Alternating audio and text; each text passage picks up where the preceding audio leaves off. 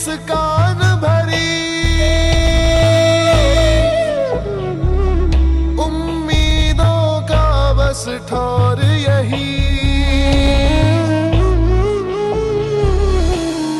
बस अब दुख और नहीं, बस अब दुख और नहीं, बस अब दुख और नहीं, रब बस अब दुख और नहीं।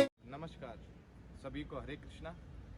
आज मैं आप सबके सामने एक ऐसा पीपल वृक्ष की महिमा बताने जा रहा हूँ जिससे आपकी हर परेशानियों का होगा समाधान। आज मंगलवार का दिन, बाबा हनुमान का दिन है।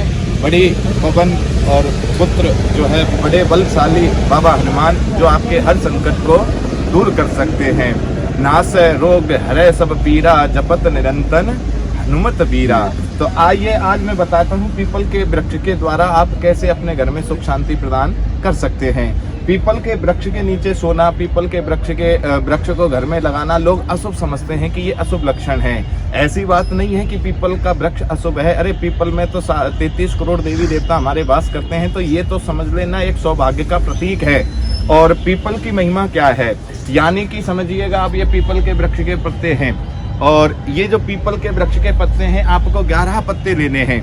और ये 11 पत्ते लेने के बाद में उन 11 पत्तों को गंगा जल से धोइएगा, और गंगा जल से 11 पत्तों को धोने के बाद उन पर रोली से, यानी कि मैं आपको एक वृक्ष का पत्ता तोड़कर दिखाता हूँ। ये पीपल के वृक्ष का हमने पत्ता लिया, इनको गंगा जल से धोया। एक तो ये वृक्ष का पत्ता ना खंडित ना हो, यानी ऊपर से भी इतना बड़ा हो और नीचे से ये भी नहीं टूटा हुआ हो। जैसे साइडों में से इसमें से ये जो है ना थोड़ा सा वो हो रखा है, जैसे जाली सी बन जाती है, तो ये कोई ज्यादा महत्व नहीं देता है। और कोशिश करना अगर सिंपल मिले तो अच्छी बात है। इसको गंगा जल से धोइए, और गंगा जल से धोने के बाद में 3 बार श्री राम यहाँ लिखो, यहाँ लिखो, यहाँ लिखो। फिर इसके इसी साइड में श्री राम यहाँ लिखो, यहाँ लिखो, यहाँ लिखो। इसी तरह 11 पत्तों पर आप पीपल के पत्तों पर जो है श्री राम लिखिएगा। श्री राम लिखने के बाद में उन कलावा जो मूली होती है, उस मूली के धागे से इनकी माला बनाइएगा। और माला बनाने के बाद में अब हनुमान जी के पास में आ जाइएगा।